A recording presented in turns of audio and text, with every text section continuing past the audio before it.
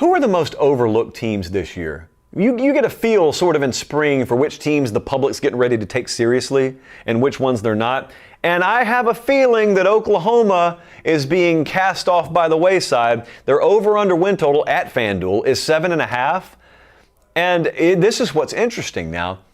I think the casual crowd I don't think the casual crowd's overlooking Oklahoma, because the casual crowd doesn't even necessarily know all they lost on the offensive line. They don't even necessarily know the quarterback situation. The casual crowd knows Oklahoma is a solid brand and they've recruited really well. They're probably taking Oklahoma more seriously than the diehard crowd. And in this particular case, the casual crowd may be early to the party and you guys may be late to the party, because everyone pays attention to what you lose in college football and they don't pay enough attention to what you have.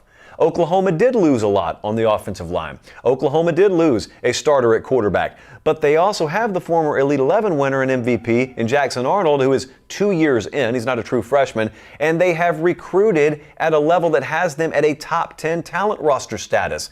So it's not like they're going to put potato sacks out there on the offensive line. You don't know their names. So you automatically think they're going to be subpar. So do the odds makers. That over-under 7.5, like I said. Is Oklahoma being overlooked? I think they are. I think we at Iowa State are being overlooked. Now, here's the thing. I go on Twitter last night. I was flying down to Fort Lauderdale, had nothing better to do.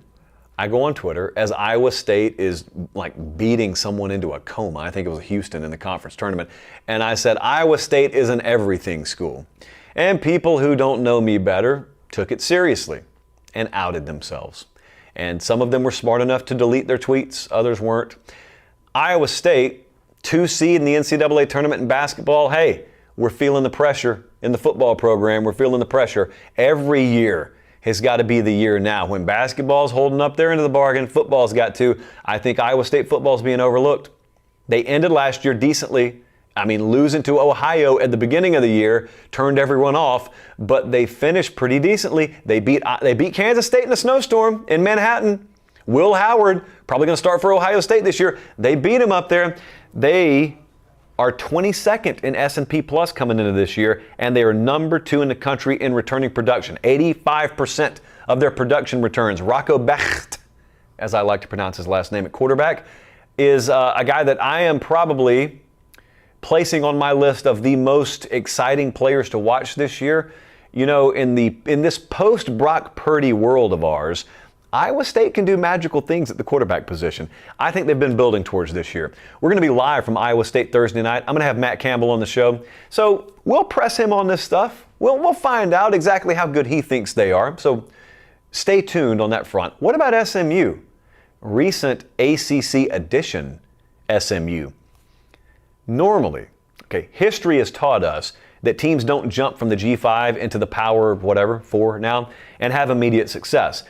Be careful just blanketly applying that logic to SMU, because they're built a little bit different. Normally, those teams struggle because they can't handle the physicality, because they don't have the talent roster and the depth that those other teams do. Well, SMU is jumping into the ACC, and if you look at their raw team talent composite on 247sports.com, they got better team talent composite than NC State, Iowa, Texas Tech, Arizona, Georgia Tech. They're one spot behind Utah. So they fit very well into a group of teams that respectively we think will contend or either be sneaky contenders in their other conferences. And they start with Nevada on the road. They get into conference play, though, I think, against Florida State. I think that's their first one.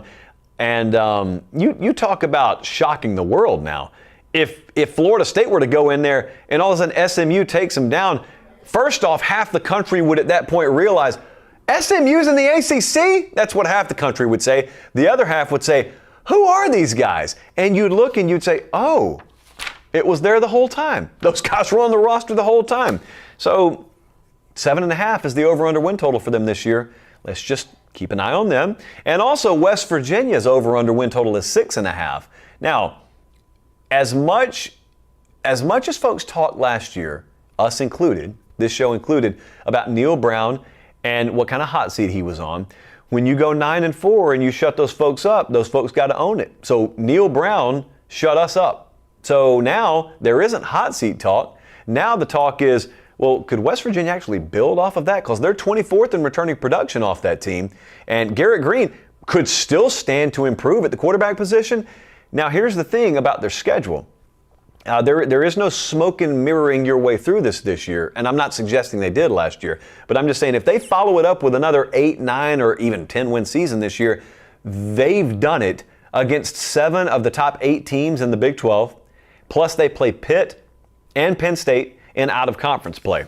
So I do think West Virginia's being overlooked because their over-under win total at FanDuel is 6.5. And people aren't going to take them seriously. I think a lot of focus is going to be on Kansas State, or if it's not on Kansas State, you look at Kansas, and then could Texas Tech make a run? I'm looking at Iowa State. How about we look at West Virginia a little bit as well?